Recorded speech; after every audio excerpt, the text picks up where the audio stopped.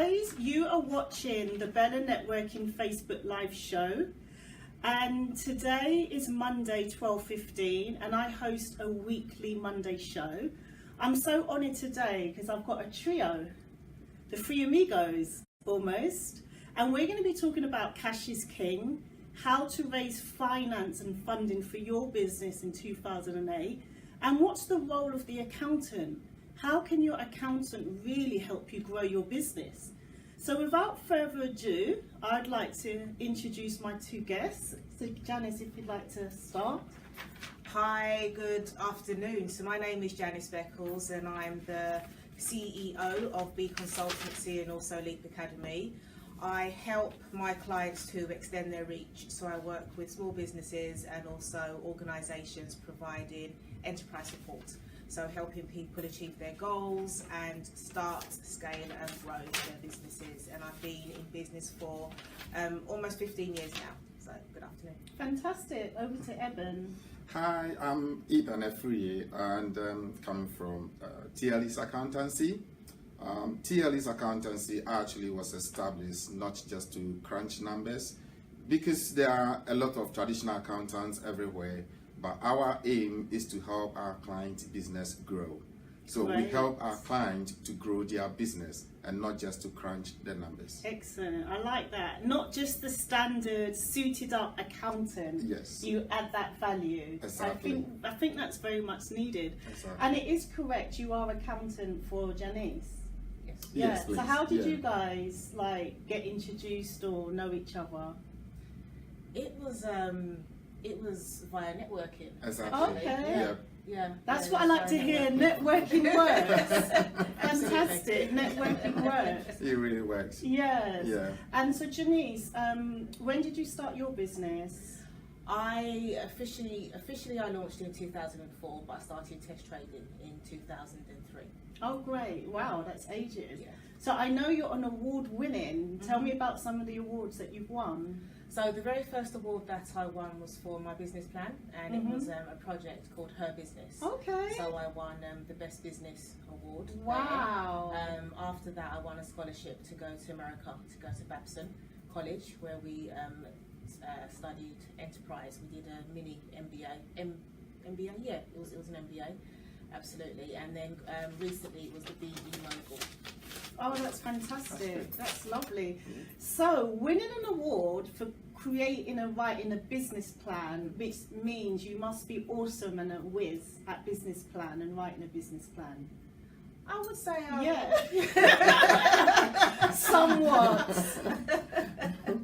I can appraise a business plan, I can put together a business plan, and I can see where any gaps are to ensure that my clients first of all have that for themselves, but then if they need it for finance. Excellent. So being in business for over 13 years, I'm wondering, trying to do my maths, how many business plans do you think you've read? A lot. Right. A lot. Well, then that brings me on to a great question. What constitutes a good business plan, and why should we have it, even if we're not looking for funding? What constitutes a good business plan? A good business plan is where the person that's writing the plan, so even if they're starting in business or they're looking to grow their business, that they really know their purpose. Right. And they really know their reason for being in business. Right. So not even about before we're selling, what's the purpose? What's the purpose? So what if a business owner or an entrepreneur that's new, they've got the product or service, so how do you help them to know what's their purpose? Because they may not even think of that or know that. Some people come up with really great ideas. Right. Okay, so the ideas are great, but first of all, what they need to do is, okay, why are they going to start the business? Because anybody can have a good business plan. Anybody can have a good business idea. Somebody else could actually run the business for them. So really knowing, okay, so I've got this idea. Why do I want to bring it forward? Right. Is it because they want to, build that financial wall around their family? Is it because it's a hobby? that they, want to turn into a business, but then also what they need to do is make sure that they undertake some very good market research to make sure that there's a gap in the market. Got you. So I think a word there is where to share is the need. Why are you doing it, and what's the need for yourself? Absolutely. And that's really great. Eben, could you contribute a bit there? Like when you get a new client, do you ask them like straight away if they've got a business plan? Yes, I do, because it serves as a blueprint for your business as to go. Blueprint. Exactly, because you can, if you don't have business plan, you can easily lose focus. Right. You might not even know what your customers want and when do they want it and how to do it for them. So it's really important to have a business plan. At the end of the day, without a business plan, you can even be overwhelmed by various options that may come your way, and you may lose focus. But if you have a business plan, you actually get on spot on, so that you'll be able to focus on what you have to achieve. So I actually ask you, and if you tell me, then I see how best I can assist you, to grow your business. Sure. Now, some viewers who might be watching, there's always misconception that a business plan has to be 20 pages, 30 pages. What should maybe like the summary be, or like the overall length or focus of that business plan should be? Okay, so something that I use with my clients is something called the business canvas. Right. So it's a one-pager. Okay. So that really helps people to focus. And because things change. Yes. They might do their market research, they might decide to launch something else, the target market may change. So the first thing is looking at the purpose, looking at the problem that they're solving, then the solutions, target market, then the resources. So the resources, one of my resources is having a good accountant. One of my resources is networking, because word of mouth, is one of the most powerful tools. Exactly. So having that business canvas, that one pager, or some people put it up on their wall, and then you'll use post-it notes, and you will make sure that you cover the key sections. Right. So market research, your marketing, your operations, setting your goals, your intentions. Right. I think that's a really good start for viewers, just to start with a one pager and take it from there, because some businesses or startups, immediately when you say, what are you doing in the next 5 years or even the first year, they get really panicky. But I think a one-page business plan is good for the direction of where they go in the need and purpose. And then as an accountant as well, you can have a vision on how you can help them with their finances. Great. So talking about finances, today's show is very much about business planning, cash flow, and getting more finance for your business. And this is a topic I wanted to cover from a while ago about cash flow, and cash is king. So can you just define and share with our audience what is the difference between a profit and loss and cash flow, and why cash flow forecast is really important? Right. When you look at profit and loss, it's actually a list of what has actually been spent and what has also flown into the company, and by so doing, when you match the inflows, or what we call the revenues, against the expenses, you come out with your profit. Right, a list of ins and a list of outs. Yes, exactly. But when you look at cash flow, it's a projection within a certain period that deals with timings. The focus is timings when you are expecting some inflows and outflows. You see, so profit and loss has actually, will actually deal with what has flown in and what has also flown out. Got you. Exactly. But the cash flow looks at the timing of what might come in and what might go out of the business. Got you. Yep. So guys, if you have just tuned in, you are watching the BellaNetworking Facebook live show. I'm your host, BellaNetworking Guru, and we have an award-winning entrepreneur business consultant, a fantastic accountant, and today I really wanted to give you tips on what does it take to write a great business plan, funding, and cash is king. So Eben, thank you so much for explaining what the cash flow is. And I think one thing that's important that I didn't learn in the early age of my business, I'd love you to share, is the forecast, especially maybe, I don't know, a month, 2 months, to know what's coming in to make sure you have that cash. Because you made a good point, the profit and loss might be a bit more long term, what's going in and out. Yeah. But if you're not aware of a bill that's coming in, Yeah. you've got no cash to Exactly. pay. So how do you advise your clients to really look at a month or 2 months to make sure the bills are covered? It really depends on the size of the client. Right. If it is a startup company, if it's a small business, I will say that look at it monthly. Because if you don't have a bulk amount of money to deal with, then you have to look at it monthly. Because it's actually telling you what to expect to come into your company and what to expect to go out of your company. So that you don't, sort of get yourself into trouble. Because you may have a lot of creditors or invoices coming in. If you not prepare yourself for it, by the time you realize you don't have money to pay them, no cash there's in no the cash bank, in the bank. Yes. And you may also have some money get stuck somewhere. You need some strategy of how to get those monies also into the business so that you will be able to, pay your creditors, pay your staff, and other things that you need to pay. I'm really glad you covered that. And I'd love you to explain this, because whenever I go to networking events, I find one of these in the networking rooms where they talk about, we can help you with factory invoicing. And what's your view on... I saw that response. What's your view on factory invoicing? Look, is it good? Is it not? For me, it's not good. Right, and It's can not you good. explain what it is for the viewers? It tells me that you're actually not managing your cash flow properly. Right. Yeah. I recently had a client, and she wanted to go and do the same.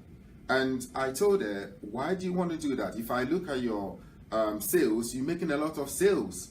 You're making about 5 million sales. But if I look at your outgoings, it's just a little. It's only that your cash is small. So that means you are not managing your sales properly. So all of them get stuck in debt. So you have a lot of debtors. So why do you want to do that? When you want to submit your invoice into somebody, get money from the person, and you pay money to the person as in the form of interest. So the factory invoicing is when you pay money, or do you get the money back from that service? You actually submit your invoice to a third party. Right. And you get cash from the third party. Yes. Now, then when people pay your invoice, it goes to the third party because you've taken advance money from them. Right. But who gives money to somebody without any interest? So definitely you're going to spend money in getting an advance money from so you're almost putting yourself in trouble because you're having to pay back and pay back the interest. Exactly. Right, when I'm in the networking room, they don't talk about that part. I know that for sure. They wouldn't do that, but definitely nobody's going to advance you money for free. Right. Exactly. You're definitely going to pay interest on that when you fetch your invoice. But if you manage your cash flow properly, you should be able to get enough money to cover your expenses. Great. I'm so happy that's cleared up. So guys, if you have any questions or you're enjoying the tips that we're giving you, please do hit a blue like and hit the comments box for any questions, and all questions will be answered. We're now going to be talking about funding and financing and how to get more cash flow for your business. So Janice, I know the biggest question you probably get all the time, how can I get more money into my business? How can I get more funding? So could we talk about a few of the funding options, and also then we'll talk about your specific funding that viewers can apply for you. So for example, if I needed to raise, I don't know, 5,000 or 500,000, what are the different ways I can do that for my business? Okay, so first of all, I'd ask the question, do you really need? Right. That is a very good question, because as a business owner, we might feel, let's try and get as much cash just to be on the safe side. Absolutely. And all of this funding sounds good. So that's the first thing. Do I need the money? You need it? So, right. Put together a list. Right. Also get some quotes. Okay. One way of funding the business is by leasing. So there might be like a cafe or something, and you might be able to lease the equipment there. Okay, instead of buying. Absolutely. Okay, that's a good idea. So that's another way of managing, cash flow. And that reduces some of the bigger overlay. Absolutely. So leasing is an option. Friends and family is another option. Lower And have interest. a contract as well if you're doing that. Right. Absolutely. Yeah. Have an agreement in place in terms of just as if it was a bank. There's also banks as well. One of the main ways that my clients raise funds is via startup loans. So if they've been in business for 2 years or less, then there's the government scheme, which is the startup loans. There's also different growth funds as well. I do have some clients that may come to me and ask about the factoring, but that's not really something that I offer. Sure. But the main thing is startup loans. Right.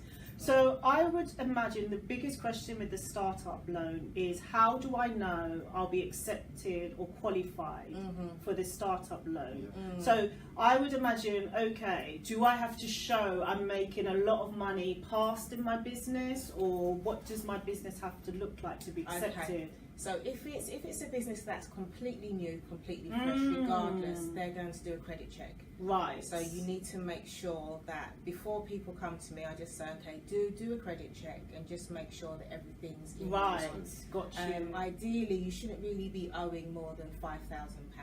Ideally, on like your debtors and creditors, right? Yeah. I mean, even if people's credit rating is slightly poor, it's not a problem as long as they're able to show that they're making payments. That's normal. Right. Yeah. So a credit check first of all. Right. Business plan is something that's required. So they will do the one pager that I get them to start with, but then startup loans do have their template, which is questions. So they've made it really simple. So they ask questions about, okay, so what research have you done? Have you made any sales, etc., etc. You remove those questions, and then you've got a plan. You basically have your roadmap. It's good if people have made sales, even if they've done something as a hobby. So they might have done like some like Christmas fairs, or they might have some informal contracts in place. So that shows that if the loan company lends them the money, that there's a high likelihood that they'll be able to make that money back to pay off the loan. Well, I have a question here, because I'm learning, and I do believe it's quite invaluable when you're starting a business to partner up. Is there any insignificant difference if you go alone with the startup, or you maybe get partners on boards or directors on boards? Does that have any difference? Or it does. Oh, right. It does, because each person they will judge individually. And also something that I would say is, in terms of collaboration is good. Joint ventures are good, but when it comes to partnership, there's no friendship in business. So you need to know who you're going into and business get that with contract and have those contracts in place. But when it comes to funding, it will be each individual that's judged. Something that I would say to especially businesses that are cash in hand, or those that have been trading, make sure that you bank your money. I had a client whereby they had they were able to receive a startup loan. They wanted a top up. They got so close, but they were declined because they weren't showing enough of a track record. I'm so glad that you've raised that, because some businesses, for example, if you're a flower shop or a hairdresser, I think some of those business, and maybe you might want to input here on Evan, how important it is to put that money back in, or the cash in. And I don't know what it is, I don't know if you agree with this. Some businesses see cash as not the transaction. Is that correct? Do you get that? They just think, well, it's cash, it's not part of the business. No. Is that... People get confused. Actually, I've come across clients where they have companies already, they have businesses already, they don't even have bank accounts. They sort of mix up, mix up the company transactions with their personal bank account transactions, and that is not good. Yeah, and also, please do comment on this. The error, okay, you may have to, but using your personal account to purchase something. For example, this is one of the biggest things I used to see on the last year's show. for example, buying a domain name, Yeah. you use it from your own money, and not the business. And Yeah. what effects does that have when there's no transactions like that? Well, there has to be a transaction. Buying a domain name, you can get receipt to that. You can actually create that as a loan. You have even advanced to the company, and that can be repaid back to you. So any personal money that you spend in setting up a business will be created as a loan that you have advanced to the company. Right. Because the owner of the business is totally different from the company. They are two separate entities. So if you Right. use your personal money to set up a business, Yes. it will be set up as a loan you have advanced to the business. Right. Yeah. And it's important then, what sort of advice do you give, like the flower market or the hairdresser that keeps getting cash? Yeah. What sort of system should they have to put that back in, and how do they put it back into the Look, the business? cash the person is getting is business cash. It's not personal Right. cash. Good. And it has to go direct into your business account. Everything that belongs to the business has to go direct into the business account. And anything that is business expense has also to be borne by the business. So that is how it works. But like I said, people really don't know, and they mix up the whole thing. So you take a business bank account and somebody buying nappies. So you ask yourself, how can a flower company, a business account have nappies? Because they mix them, Yeah. you know, and it's really not good. Yeah, I agree. And it's also probably not good because you're trying to keep a record in case something may come up as the startup loan, or you might want a partner or somebody to invest in the business. Yeah. So talking about investing in the business, what are your views, Janice, about looking for a private investor or somebody to be like a VC or partner or a silent partner? What are your views on that and the process? I think, regardless if someone's investing money or they're investing time, it's really finding out what does that person want in return. So Some people may never know, what percentage do I give? Do I give 15%, Absolutely. 10%? Yeah. So, it's So, like a price of a watch. Absolutely. So those are some of the questions to ask the investor up front, or if they're unsure, speak to an accountant. That's what I would normally say. But if somebody's investing in your business, fantastic. There's family members, sometimes clients that may want to invest. That's really good, but it's important to have clean and clear communication. Exactly. So know exactly Clean what and clear clear communications. I Exactly. like that. That's really great. So guys, if you have just tuned in, you are watching the Bella Networking Facebook show, and today's topic is how to get more funding for your business. Also, the cash flow, what is the cash flow? Cash is king. And we're actually also including like business practices, accountant business practices for your business. So I'd love to just ask you a few questions, Evan, being the accountant. Yeah. And I love your energy and the value about helping your businesses to grow. Exactly. So when you have a client and you've done their end of year profit and loss, what add-on and value do you give them in terms of trying to help their business to grow, or give them advice on what the profit and loss look like? Okay. So what we normally do with our clients is that we don't even wait till the end of the year Wow. where we have to come back to you, because it might be too late. Right. It's really too late when you have to wait to the end of the year. Right. Can you imagine if you actually running a loss by January and I wait till the end of the year, December? By the time I get to December, your business is gone. I'm so happy you raised that, because a lot of business owners may not realise that. That is the problem, and it's one of the reasons why me and my colleague, left our jobs, said, look, this is what we want to pursue. What we normally do for people is to run what we call management account for you. So you get to track your business every single month or every single quarter, depending upon which one would be good for you to manage. Now, one of the government ministers even got into trouble recently. I don't want to mention his name because his accountant was not keeping management accounts. And by law, you have to register for VAT when your revenue hits the threshold of 83,000. Now, because he wasn't keeping track of it, by the time he got to the end of the year, he realized that he has passed the threshold.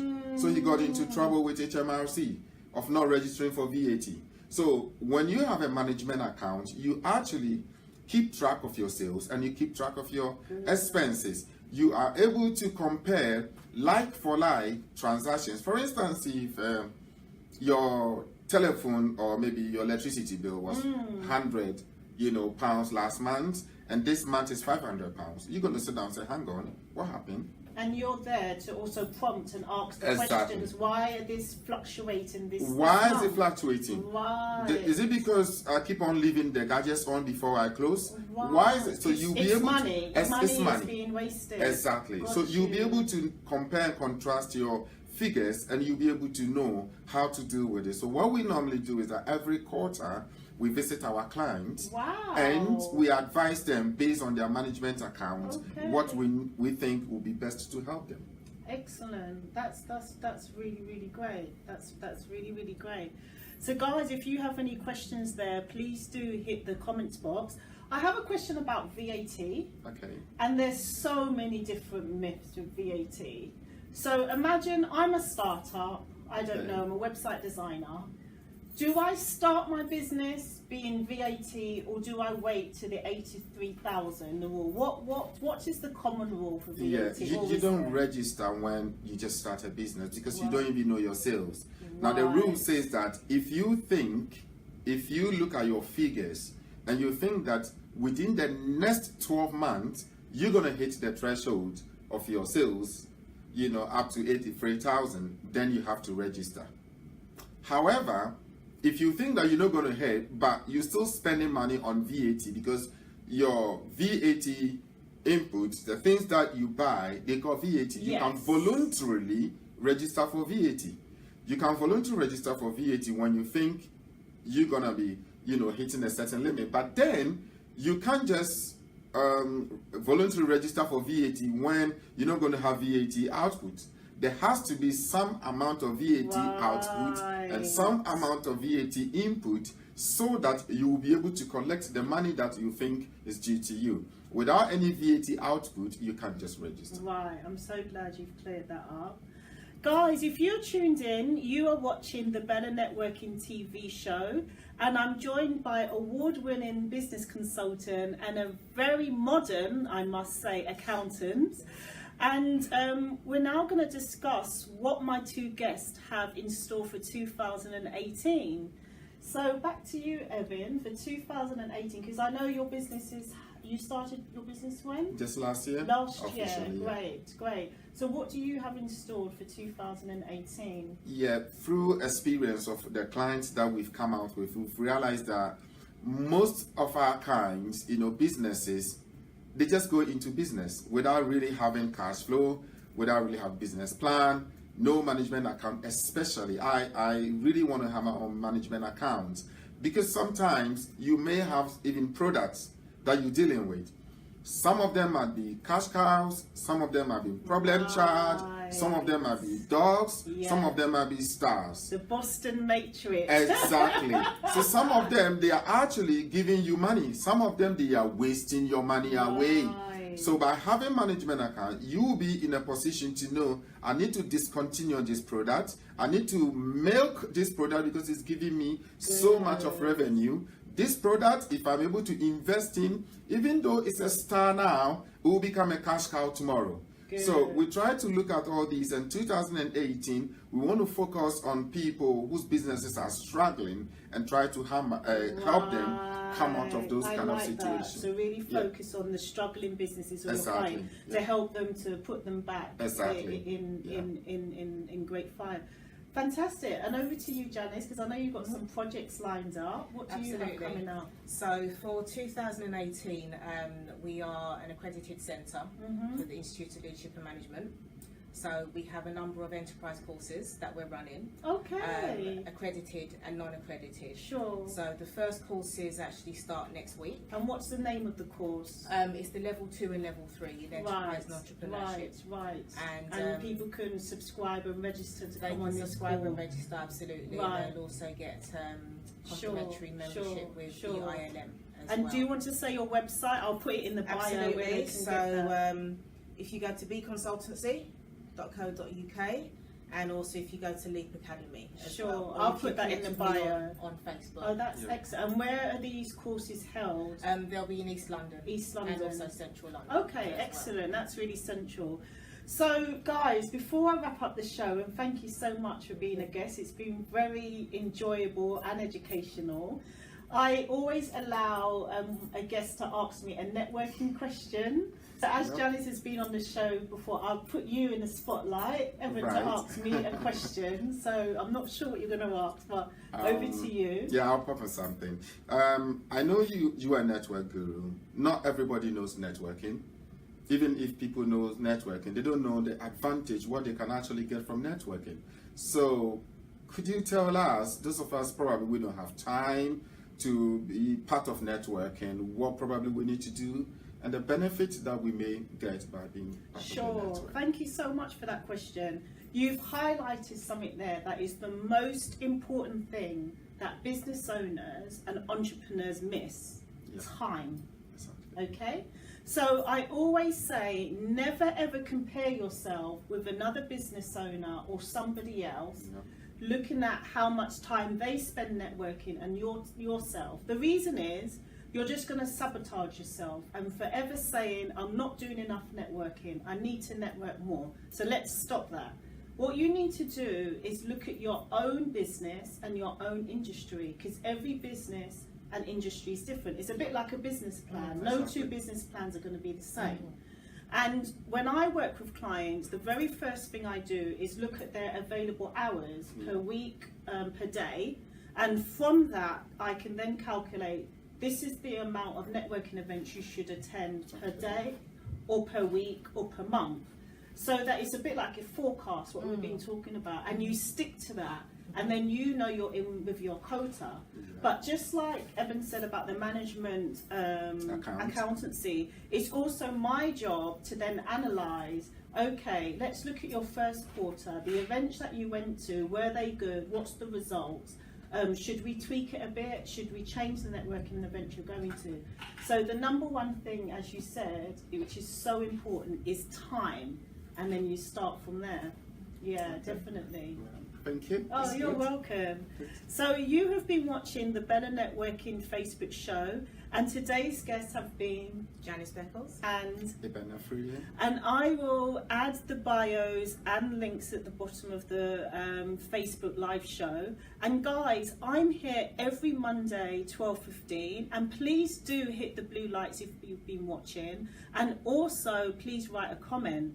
I'd also just like to add, which is coming soon, I will be launching a 12-week campaign to help you find the right networking events in 2018 to network with your target audience.